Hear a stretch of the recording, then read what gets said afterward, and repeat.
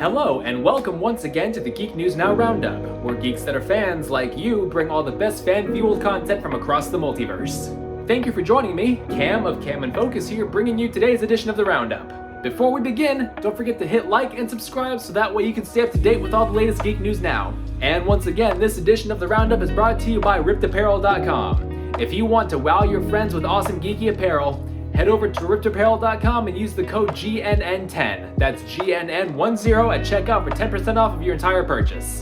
Bustin' makes me feel good. Ghostbusters Afterlife delivers a fun return to spooky times. Ghostbusters Afterlife is a solid movie worthy of being part of the Ghostbusters cinematic universe. If you're having doubts about seeing this film, allow me to put those fears to rest as I explain what worked about this movie. Some mild spoilers ahead.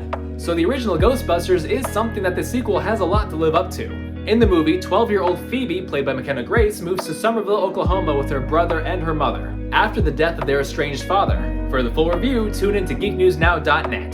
GNN's Katarina Haller recently attended the Texas Renaissance Festival, a wonderful experience for all. As the holidays approach and the weather gets colder, we're looking for fun family activities that we can all enjoy. And in Texas, there's a great place that fits the criteria, the Texas Renaissance Festival. The festival runs every year from the first weekend of October to Thanksgiving weekend.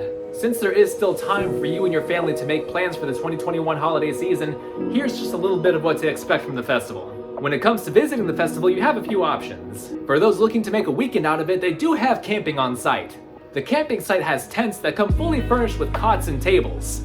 There are also areas set up for a quieter camping space for families with younger children. There's plenty of space for RVs as well as camping for large groups.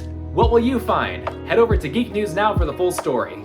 On behalf of all of us here at Geek News Now, I've been Cam of Cam and Focus, thanking you once again for joining me on today's edition of the Roundup. And if you haven't already, be sure to like and subscribe so you can stay up to date with all the latest Geek News Now. Have a wonderful day, everybody.